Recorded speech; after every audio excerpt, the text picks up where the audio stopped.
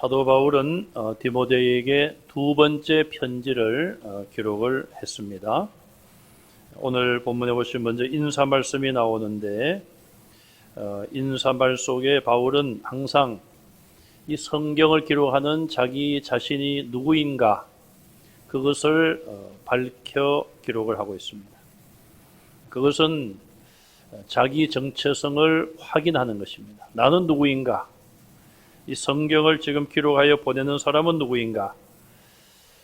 성경을 받는 사람에게 바울 자신을 밝힐 뿐 아니라 바울 스스로도 나는 이런 사람이다. 그것을 늘 스스로 기억을 하고 있다고 볼 수 있어요. 바울은 자기 자신에 대해서 먼저 뭐라고 이야기를 합니까? 1절에 보시면 하나님의 뜻으로 말미암아 사도가 되었다. 하나님의 뜻으로 그리스도 예수의 사도가 되었다. 그렇게 말하고 있어요. 사울 같은 청년이 사도 바울로 바뀌었다는 것, 어떻게 설명을 할 수가 있겠습니까?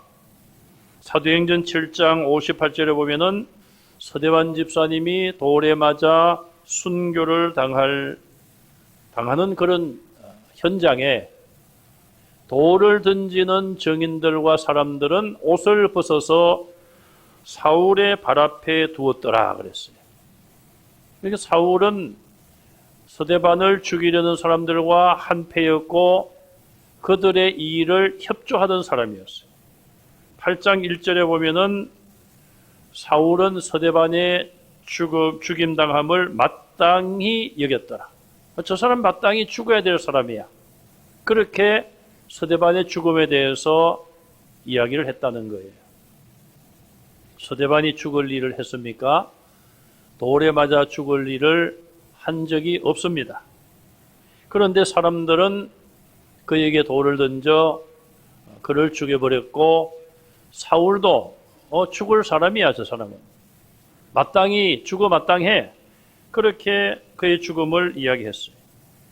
그리고 8장 3절 이하에 보시면은 이제 본격적으로 사울이 앞장서서 성도들과 교회를 박해하고 멸절시키는 일을 하고 있습니다. 9장에 보면은 사울은 여전히 살기가 등등하여 성도들을 옥에 가둘 공문서를 받으러 다메섹으로 가고 있었어요. 자, 이런 모습이 예수님이 찾아오기 전에 사울이란 청년의 모습이었어요.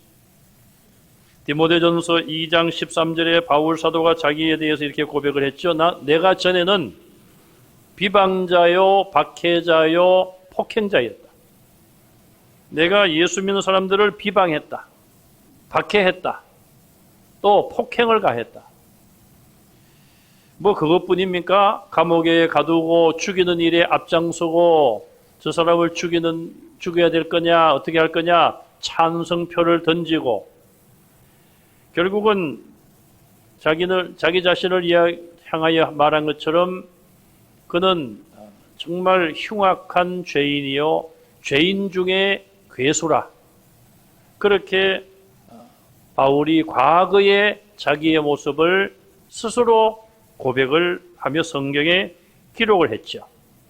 자, 이런 사람이 사울이었습니다. 이거는 바울 자신이 자기를 이야기했기 때문에 또 성령의 감동으로 성경에 기록이 되었기 때문에 과장됨이나 거짓됨이 없어요. 옛날 모습 그대로가 바로 바울이 자기를 기록한 옛 모습이 그대로 성경에 나타나 있습니다. 자, 이런 사람이 어떻게 사도가 되었을까? 정말 인간의 설명으로는 하기가 어려워요. 그래서 오늘 본문에 하나님의 뜻이다 이렇게 말하고 있어요. 정말 하나님의 뜻이라는 답 외에는 전혀 거기에 대한 답을 찾아볼 수가 없습니다. 하나님의 뜻이기 때문에 하나님의 은혜로 사람이 바뀐 것이죠. 예수님이 그를 바꾸어 주신 거예요. 강압적으로 바꾸어 주신 거예요. 다메섹 언덕에 빛 가운데 나타나셔서 정말 그를 3일 동안 앞을 보지 못하게 하시고 예수님께서 그런 강력한 방법이 아니면은 그렇게 교회를 강력하게 박해했던 이 사울이라는 사람을 거꾸로 때릴 수 있는 그 어떤 방법이 없었던 것이죠. 예수님께서 비상적인 방법으로 특별한 은혜로 사울을 찾아오신 것이죠. 왜? 하나님의 뜻이기 때문에. 하나님의 뜻은 그를 예수 그리스도의 사도로 사용하는 것이 하나님의 뜻으로 되어 있기 때문에 그 뜻을 이루기 위해서 예수님께서 그를 찾아오신 것입니다. 여러분, 사람이 바뀐다는 것이 쉬운 일입니까? 어려운 일입니까? 사람이 바뀐다는 것은 쉬운 일이 아니에요. 우리는 하나님, 제가 새 사람으로 바뀌어지기를 원합니다. 어제보다는 오늘, 오늘보다는 내일 더 믿음의 사람으로 바뀌어지기를 원합니다. 그렇게 기도하고 바라고 있습니다. 그런데 과연 다른 사람이 볼 때 나는 얼마나 바뀌어져 가고 있는가? 사도 바울은 나는 날마다 죽노라 그랬어요. 죽는다는 말이 뭐 스스로 생명을 해한다는 이야기입니까? 옛사람은 죽는다는 거예요. 어제의 사람은 나는 죽었다. 오늘 새로운 사람으로 다시 내가 태어난다. 그런 마음으로 산다는 거예요. 또 내일은 오늘보다 또 다른 나의 모습으로 좋은 모습이 되어야 되겠죠? 좀 더 믿음이 성장하고 주님을 더 사랑하고 주님이 주신 사명에 더 충성하는 그런 모습의 사람으로 내가 좀 새롭게 태어난다. 나는 그래서 날마다 죽노라. 그렇게 고백을 했습니다. 그런데 과연 사람이 그렇게 날마다 새 사람으로 바뀌어지고 날마다 성장하는 것이 쉬운 일인가? 굉장히 어렵고 힘든 일이에요. 그러나 불가능한 일인가? 그건 아님을 사울이 바울됨을 통하여 알 수 있습니다. 하나님의 뜻이라면, 하나님의 역사라면 얼마든지 사람이 바뀔 수가 있는 것이죠. 제가 언제 한번 말씀을 드린 것 같습니다만은 많은 사람을 연쇄살인하고 감옥에 있는 사람, 그 누구의 말도 듣지 않으려고 하고 그 누구도 만나고 싶지 않는 그런 사형수라고 할까요? 그런 분이 어떤 목사님의 끈질긴 시도를 통하여 목사님을 만나고 마음의 문을 열었다는 그런 이야기를 들었습니다. 정말 하나님의 역사가 아니고서는 마음의 문을 열 수가 없는 것이죠. 부활하신 예수님이 사울이라는 사람에게 나타나지 않았다면 사울이 어떻게 바울로 바뀔 수가 있는 것입니까? 그래서 바울은 하나님의 뜻이었다. 그 말은 내가 원한 것도 아니었다는 말이 들어있습니다. 사울이라는 사람이 뭘 원했습니까? 내가 이렇게 하면 안 되지. 내가 회개하고 예수님 믿어야지. 내가 이렇게 예수 믿는 사람 감옥에 가두고 죽이는 일에 앞장서고 교회를 없애고 이러다가는 내가 지옥까지. 그런 생각조차도 사울은 없었어요. 그래서 사울이 바울로 변화된 이후에 성경을 기록하면서 그래, 이것은 하나님의 뜻이야. 내 뜻이 아니라 하나님의 뜻, 반드시 이루어지는 하나님의 뜻이기 때문에 내가 이렇게 바뀌었다. 내가 이렇게 사도가 되었다. 그렇게 말하고 있습니다. 저와 여러분들이 예수님을 믿고 하나님의 자녀가 되고 몸된 교회의 직분자로 섬기는 것이 내가 선택한 것이 아니요 하나님의 뜻이었음을 고백할 수 있기를 바랍니다. 그래야지만 우리가 끝까지 이 길을 갈 수가 있는 것입니다. 내가 선택했어. 내가 선택하고 오니까 내 선택이 잘못된 거야. 나 이제 안 하고 싶어.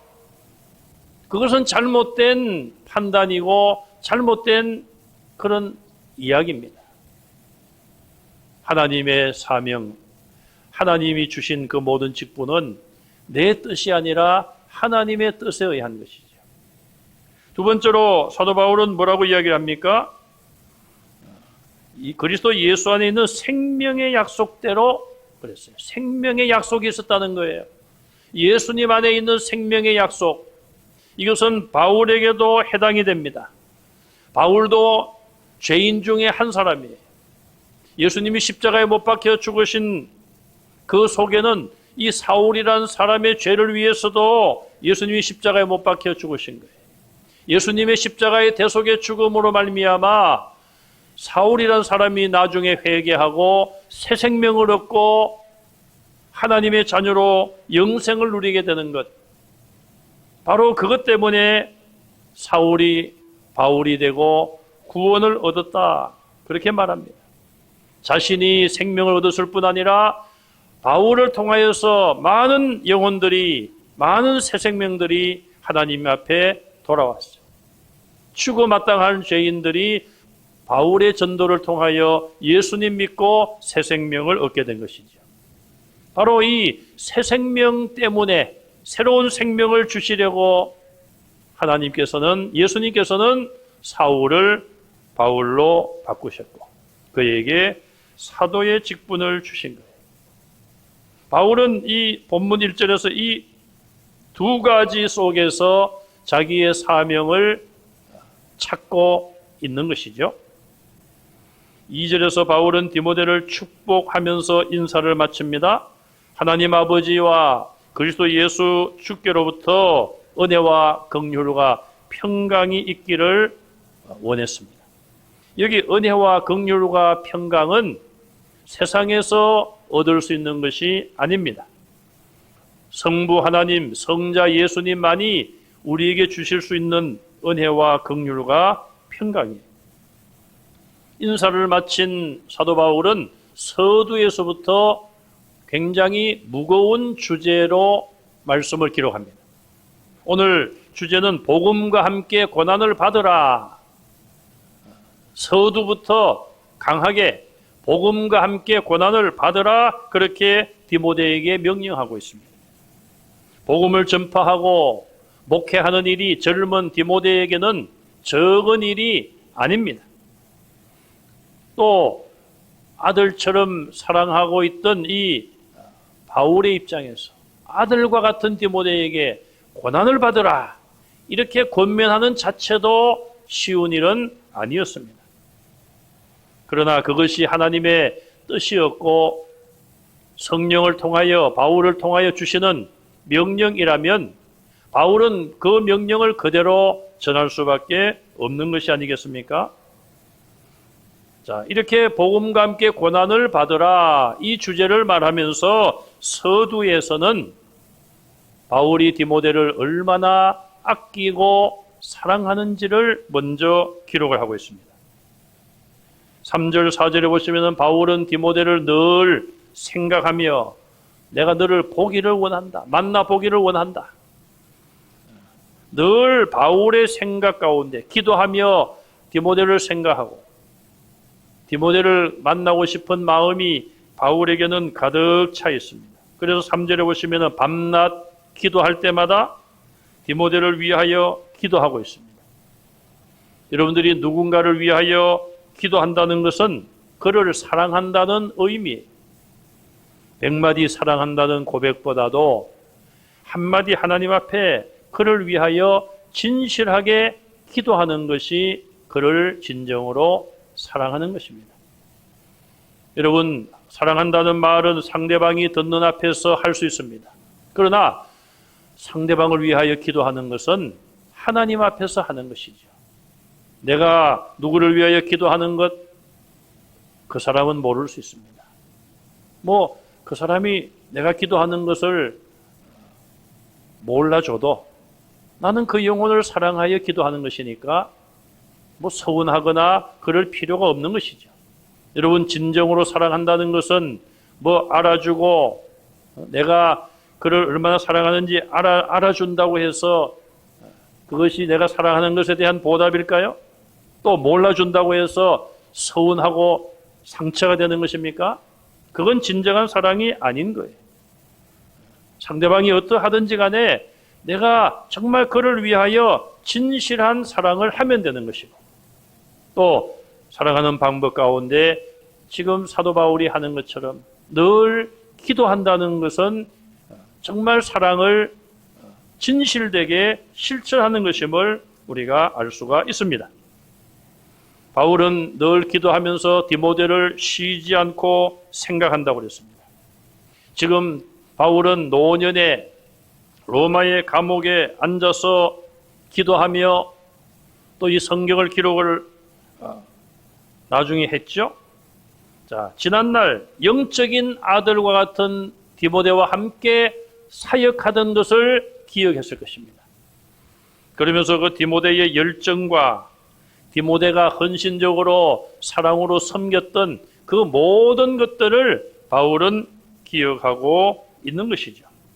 그래서 바울은 더욱 더 디모데를 내가 너를 생각하며 기억하고 정말 내가 너를 보고 싶다, 그렇게 고백을 하고 있어요. 그리고 바울은 디모데에 대해서 칭찬을 합니다. 너에게는 청결한 양심, 바울은 청결한 양심으로 조상국적부터 섬긴 하나님께 감사하고 있습니다. 디모데를 만나게 하신 하나님께 감사하고 디모데와 함께 사역했던 것을 감사하며 또 자기가 목회했던 에베소 교회를 디모데가 이어서 목회하고 있는 것에 대해서도 감사를 하고 있습니다. 바울은 그의 신앙이 구약의 신앙에 근거하고 있습니다. 왜? 유대교는 구약 성경은 그대로 믿어요. 유대교가 다른 것은 예수님을 그리스도로 믿지 않는 것이지 신약 성경을 인정하지 않고 안 믿습니다. 그러나 구약 성경은 그대로 믿습니다. 우리는 유대교 신자들이 형식적이고 어떤 외식적이고 율법주의적이고 그런 부분이 있다고 생각을 합니다마는 다 그런 것은 아닐 수 있습니다. 사도 바울의 경우도 그러하다고 볼 수 있습니다. 그가 영적으로 어두워 예수님을 그리스도로 깨닫지 못하고 안 믿었을 뿐이지 정말 그는 진실한 마음으로 청결한 양심으로 하나님을 섬겨왔다고 이야기를 하고 있습니다. 바울은 4절에서 디모데의 눈물을 생각하여 너보기를 원한다, 그렇게 말합니다. 디모데의 눈물은 무엇일까요? 바울과 이별하면서 흘린 눈물일 수도 있으며 디모데의 경건 생활 속의 눈물일 수도 있을 것입니다. 바울은 이런 마음으로 디모데를 만나보면 자기 마음에 기쁨이 가득하리라고 기대를 하고 있습니다. 그래서 너보기를 원한다. 여러분은 누가 여러분들을 만나보기를 원하십니까? 사랑하는 사람? 과연 나를 만나보고 싶어 하는 사람이 누구일까? 또 여러분들이 가장 근래에 못 만나시는 분들 가운데 가장 만나고 싶은 분은 누구입니까? 코로나 때문에 못 만나고 있는데 코로나만 풀리면은 내가 달려가서 만나야지. 그런 존재가 계십니까? 자, 만나고 싶어 하는 존재가 있다. 나를 만나고 싶어 한다. 그건 결국 나에게 관심이 있고 나를 사랑한다고 볼 수가 있겠죠? 반대로 누가 나를 만나고 싶지 않아 한다. 나는 좀 만나야 되고 싶은데 상대방이 나는 당신 안 만나고 싶지 않아. 우리말에 그런 말이 있죠. 나는 그 사람하고 엮이고 싶지를 않아. 또 어떤 경우는 나는 어떻게 하면 좀 저 사람하고 좀 엮일 수 있을까? 엮인다는 게 뭡니까? 만나서 대화하고 어떤 친분을 쌓고 서로 어떤 관계를 가지고 만나서 식사도 하고 뭐 대화도 하고 차도 마시고 좀 마음에 있는 거 털어놓고 이야기할 수 있는 사람. 나는 저런 사람하고 좀 그렇게 엮이고 싶어. 반대로 나는 저 사람하고는 엮이기 싫어. 여러분, 이왕이면은 다른 사람들이 여러분들을 만나고 싶어 하고 좀 엮이고 싶어 하는 그런 분들이 될 수 있기를 바랍니다. 지금 디모데는 젊은 청년인데도 불구하고 바울이 그렇게 지금 디모데에게 마음을 쏟고 있는 거예요. 그래 이 디모데의 인격이 참으로 청년이지만은 훌륭하다. 그렇게 볼 수가 있는 것이죠. 자, 바울이 디모데를 보고 싶어하는 진정한 이유가 5절에 나와 있습니다. 그것은 디모데에게 거짓이 없는 믿음이 있기 때문에 그렇다는 거예요. 하나님을 믿는 믿음은 언제나 진실해야 돼요. 그런데 바울이 여기서 특별히 디모데의 장점을 이야기하면서 내가 너를 보고 싶은 진정한 이유는 너희에게는 거짓이 없는 믿음이 있다. 그것을 딱 지적하고 있습니다.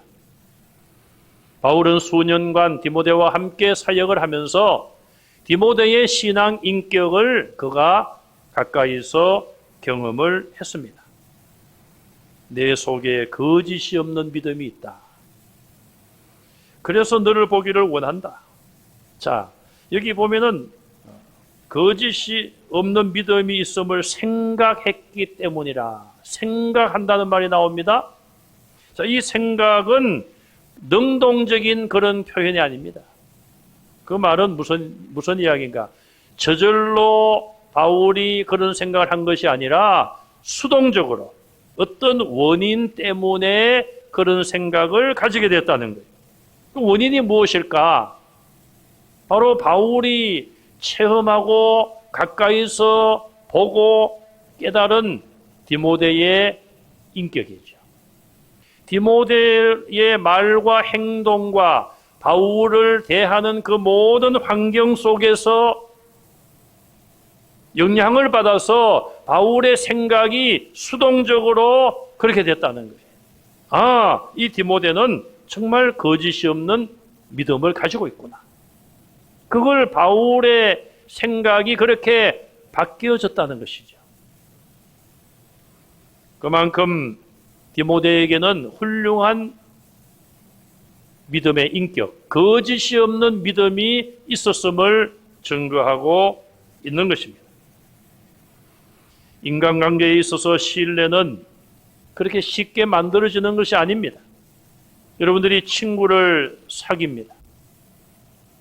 친구라는 것이 짧은 시간에 깊은 관계를 가질 수 있을 정도로 발전하는 것은 굉장히 어려워요. 긴 시간 동안 겪어보면서 장점, 단점 다 서로 알면서 그럼에도 불구하고 서로를 용납하고 서로에게 좋은 영향력을 줄 수 있을 때에 좋은 친구가 되는 것입니다. 나는 이런 사람이다. 그러니 나를 믿어주시오. 여러분 그렇게 말로 한다고 해서 됩니까? 말이 아니죠. 진실, 그 말에도 진실이 있고 꾸며내는 말이 있고 행동도 마찬가지. 말과 행동이 정말 자연스럽고 진실한 모습이 나타날 때에 상대방에게 신뢰를 줄 수가 있는 것입니다.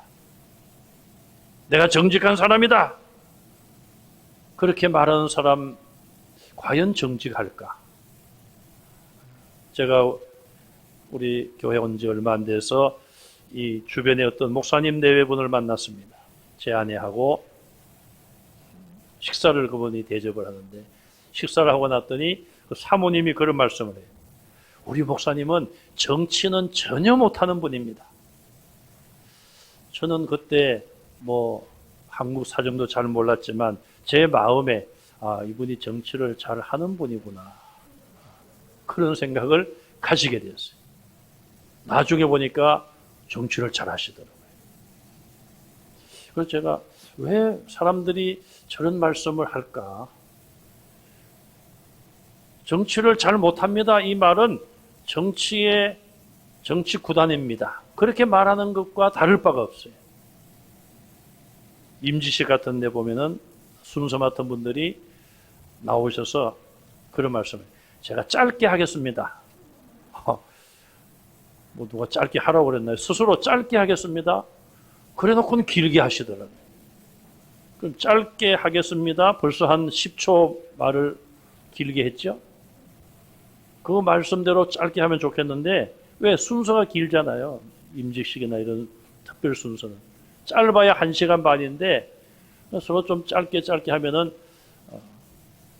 빨리 끝날 수 있고 참여한 성도들이 지루하지 않고 그래야 되는데 목사님들이 순서를 맡아서 나오시면은 한 분이 한 편씩 설교를 해요. 그러니까 길 수밖에 없어요. 그래서 저는 짧게 한다는 말씀만 좀 안 하고 하면 좋겠다. 자, 우리가 말이 굉장히 중요해요. 그런 필요 없는 말을 할 필요가 없는 거죠. 그죠? 제 말이 맞죠? 필요 없는 말은 할 필요가 없다. 예. 필요한 말만 하는 것이 중요해요. 요한복음 16장 13절에 보시면은 진리의 성령이 오시면 그가 너희를 모든 진리 가운데로 인도하시리라고 그랬어요.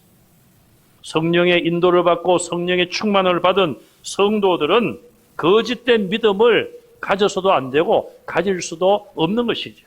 또 마음에 없는 말을 그렇게 할 필요도 없는 것이죠. 말과 행동이 일치가 되고 진실해야 되는 것입니다.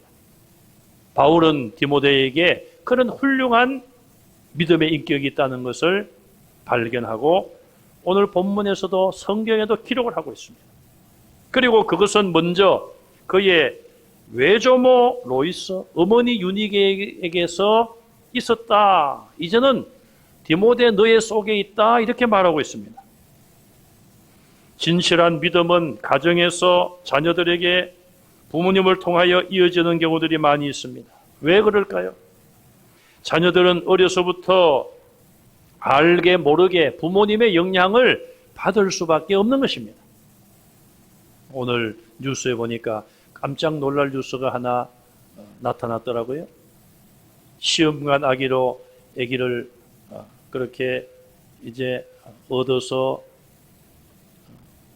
20몇 년을 키웠는데 언제부턴가 부모 사이에서 나올 수 없는 혈액형을 아들이 가지고 있는 거예요. 결국은 원인이 뭐냐?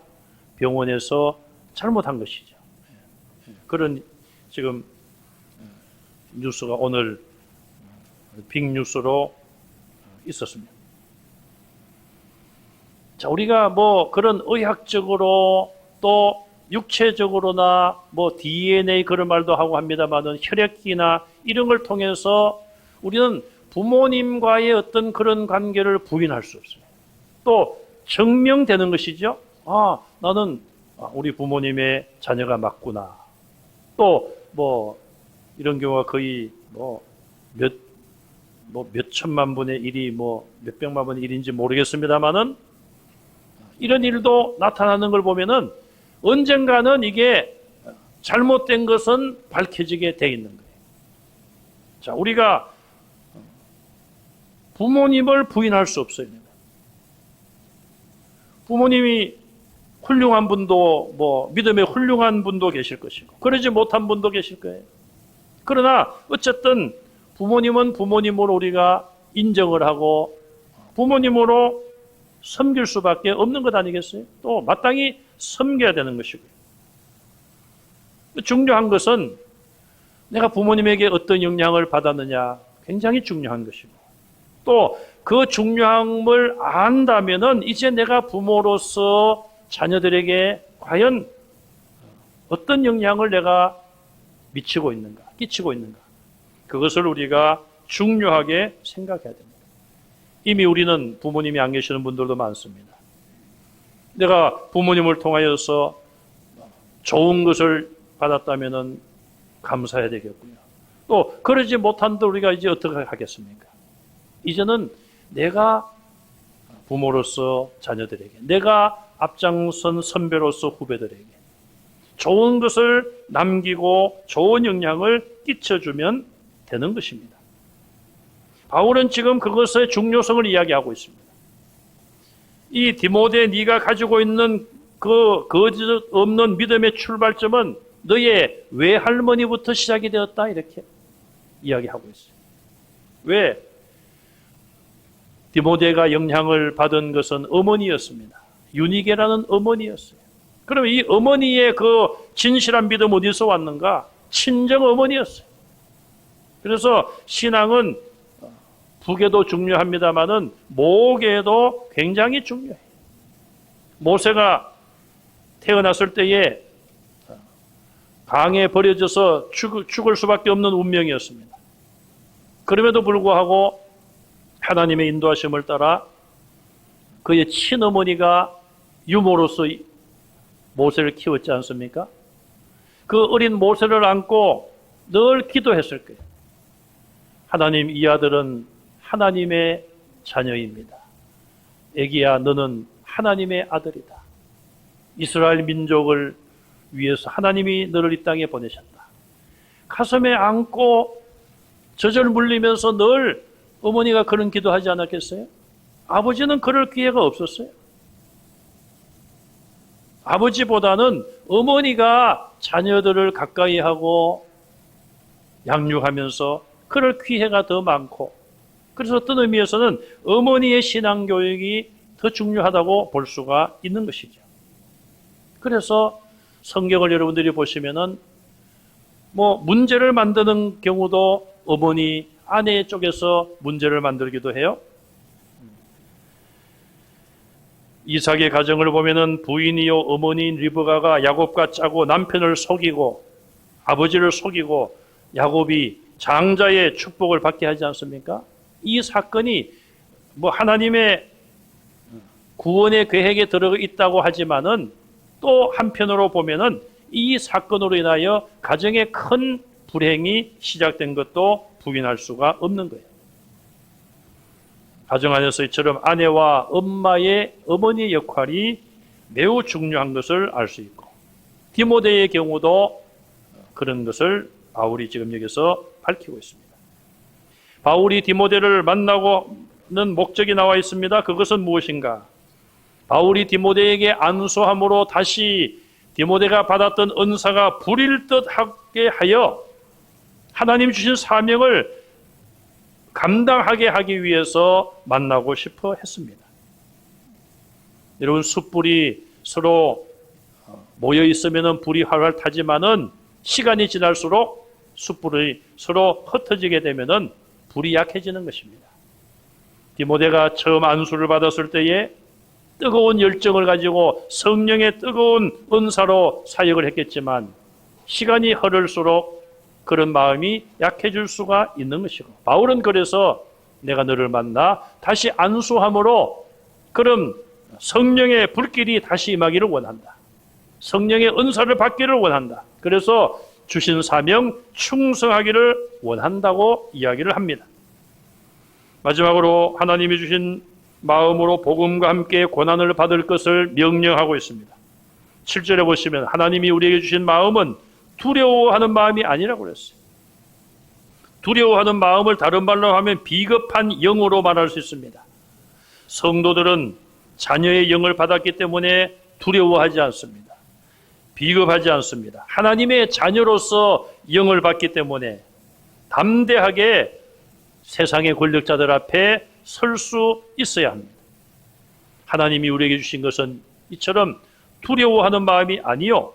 그럼 무엇입니까? 7절 하반절에 첫째는 능력이라고 그랬습니다. 하나님 주신 모든 일을 감당할 수 있는 능력. 두 번째는 사랑이라고 그랬습니다. 하나님의 사랑에 대한 확신과 이웃 영혼을 사랑하는 그런 마음을 하나님이 주셨어요. 세 번째는 절제하는 마음, 다른 말로 근신하는 마음, 그것을 하나님이 주셨어요. 그래서 결론적으로 바울은 이야기합니다. 8절에 그러므로 하나님께서 능력도 주시고 사랑도 주시고 절제하는 마음도 주셨기 때문에 어떻게 해야 될 것인가? 내가 우리 주를 증언하는 것을 부끄러워하지 말라. 바울이 복음을 전하는 것을 부끄러워하지 말 것을 이야기합니다. 바울은 로마서 1장 16절 이하에 내가 복음을 부끄러워하지 아니한다, 그렇게 말하고 있어요. 나는 과연 복음을 부끄러워하지 않습니까? 저와 여러분들은 많은 사람들이 있는 곳에 가서 예수 그리스도를 믿어야지 구원받습니다. 그렇게 부끄러워하지 않고 외칠 수가 있습니까? 두 번째, 주를 위하여 내가 갇힌 것을 부끄러워하지 말라. 바울이 감옥에 들어가서 옥중서신을 기록했습니다. 바울은 감옥에 여러 번 들어갔는데 디모데야, 내가 감옥에 가서 갇혀 있는 것 부끄러워하면 안 된다 이 말이에요. 마지막 세 번째로 하나님의 능력을 따라 복음과 함께 고난을 받아라. 부끄러워할 것이 아니라 너도 적극적으로 앞으로 고난을 받고 내가 가는 이 길을 너도 가야 된다. 그렇게 디모데에게 당부를 하고 있습니다. 우리는 오늘 사도 바울이 디모데 후서를 기록하면서 복음과 함께 고난을 받으라. 고난의 자리로 자기가 사랑하는 디모데를 초청하는 이런 명령을 생각해 보았습니다. 저와 여러분들도 복음을 부끄러워하지 말고 담대하게 증거하며 하나님이 주신 능력과 사랑과 절제하는 마음을 가지고 복음과 함께 고난받는 자리까지 나아가시기를 주님의 이름으로 축원합니다.